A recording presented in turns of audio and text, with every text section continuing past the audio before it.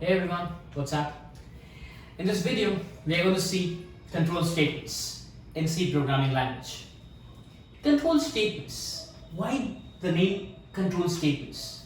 Because it controls the flow of your program. Any program that you have in C programming language or any programming language you consider, right? The execution starts from the first line, that's from main, right? Execution starts from main and line by line it goes. Every step it goes, right? For example, if my program is like this, int main, and then I have some statements, and then let me say int a comma b comma c, and then I have some scanf statement, printf statement, lot of statements are there. Now when I execute this program, my execution starts at main and comes to the next line again, next line again, next line. So this flow goes line by line till it reaches the end of the program. So usually execution starts from main, as you know that, as I said already, and it goes from there whatever statements are there, it goes in a sequence. That is must, it goes always in a sequence. Unless and until there is an interrupt, unless and until there is something that it stops your execution, right? Now in this program, right, it's a normal program, it goes line by line and without any problem, it goes every line in a sequence until the end of the program. Now here, if I want to change the flow of my program, if I want to stop the flow of my program based on some condition, this is where comes the condition into place, right? So when I want to stop my program's execution or change the flow of my program execution based on some condition, I can do it, right, with the help of control statements. We have few control statements available in C, that is if, else, else if, nested if, and switch case.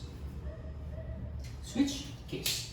These are the 4 or 5, I can say, statements which controls the flow of my program. Like usually flow goes in a sequence, it controls the flow of my entire program sequence. I can control the flow with the help of this. Let me tell you what or how this statement goes and what is the syntax of all these things. First let us see if, and then we'll go one by one and see how it works. Now when I say if followed by some condition, and I give a braces and they give some statements, close it, and few other statements here. Now in this program, right, in this thing, right, it comes here to if and then goes to check for the condition. If my condition is true, the statement which is next to if will be executed and all other statements will be executed in sequence. Right, I'll repeat. The flow comes here, as usual, flow will be in a sequence. It comes here to if, checks for the condition. If the condition is true, it goes to every statement in a sequence, right? If at all my condition is false, this entire part will be skipped. It will never execute the statements. It comes out and then execute all of the statements in sequence. Now here, how it is, if the condition is true, do this. If the condition is false, don't do this. But these statements will be executed always. I'll repeat. If the condition is true, do this. If the condition is false, don't do this. That is, I am skipping the statement which is in a sequence and doing all of the work. Right? This is if. Now one more thing is there, that is if else. I'll say if condition, I have some statements here, close, else, I have some statements here and then other statements here. Now here this is something different. Now here it comes the flow, it comes to if and then goes here, checks for the condition. If my condition is true, then I execute these statements. Now here this is else part. This part will be entirely skipped and then goes out. And if my condition is false again, it skips this part, go to else, execute all other statements and comes out. Now here, if the condition is true, do this, skip this and do all other work. If the condition is false, skip this, do this and do all other work. Right? I'll repeat. If the condition is true, do this, skip this and do other work. If the condition is false, skip this, do this and do other work. Right? So I'm giving a condition and I'm giving an information to the to the compiler, right, while executing, to the executor while it is executing, giving some information, do this or do that. So it means that I'm diverting the flow of my execution and going here or there based on my requirement. Got it? Yeah. So I'm entirely changing the flow of my program. Okay, let me see one more thing, that is else if. I'll say if condition some statements, else, again I'm going to check for one more condition. This is called as else if, and there should be a space here. Else if some statements, and I can have, if required, you can have an else for this if, or you can skip it. Let me give else here and add the statements. Now here the flow will come here to if and then check for the condition. If the condition is true, see what's happening. If the condition is true, I am executing this statement and skipping everything else, not this, and come out and execute the statements. Now if my condition is false, what I do? I come to else as usual, check for the condition again. So if the condition is true, what do I do? Execute the statements and then skip this, execute this again. If the condition is false here, what do I do? Skip this, come to else part and execute the statement and all of the statements in sequence. This is with your else if, right? So there are three models in else if, that is only if with else, and if with else if. Else if in a sense I am again checking for one more condition in my else part. So here it is like if the condition is true, do this. If the condition is false, directly I'll do this. But here it is not so. If the condition is true, do this. If the condition is false, go here, check for one more condition. If that condition is also true, do this. Right? These are just syntaxes to give you information about how your if and if else works. Okay, so you can use this in your program as per your requirement. Okay, fine. And one more thing I said about that is nested if, right? Nested if.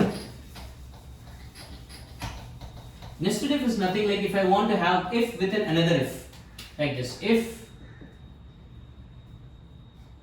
condition, if one more condition, if one more condition, I can keep on going like this, right? If this condition is true, I'll go inside, again check for one more condition, again check for one more condition, wherein you can have if, else, else if, everything there inside my nested if. Nested if is nothing, just an if within another if. Got it? Okay, good. So let me go for switch case and tell you what is switch case and how switch case works.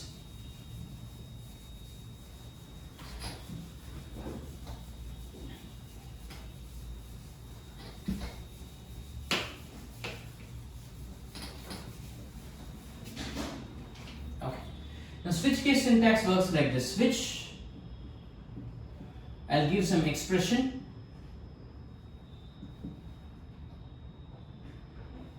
I'll say case followed by a constant.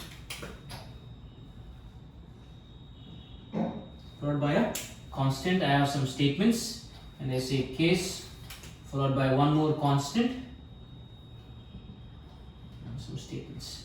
So I can have any number of case statements and finally I'll be having default. Now here, switch followed by some expression. I can give any valid expression, any C expression, right? It can be like anything there, any expression, any statement, any valid C programming statement. And case followed by constant. What is this constant? So when I say constant, it can be either a integer constant or a character constant. This constant can be either an integer constant or a character constant. I cannot have anything else other than that, right? A constant can be either an integer constant or a character constant. Based on the output of this expression, it will be matching with the case and it will be giving you output, right? So let me give a small example for you with the help of switch case so they can understand how switch case works.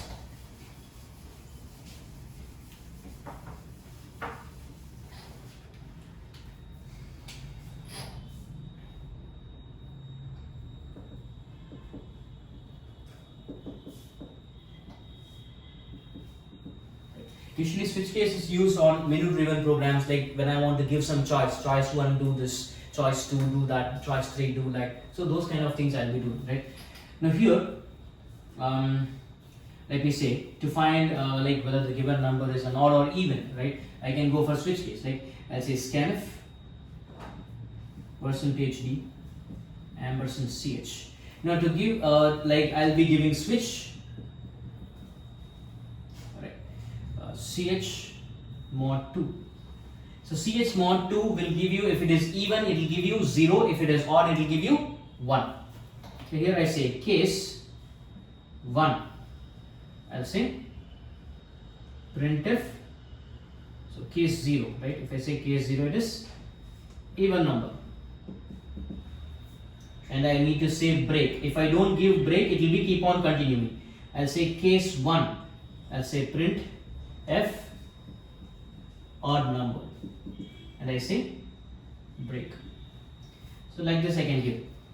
This is one example, right? So one more example let me give you. So this is about like if I give a value, like I'll be giving some expression. Based on the output of this expression, I'll be matching with this value, right? So now let me give you some other choice.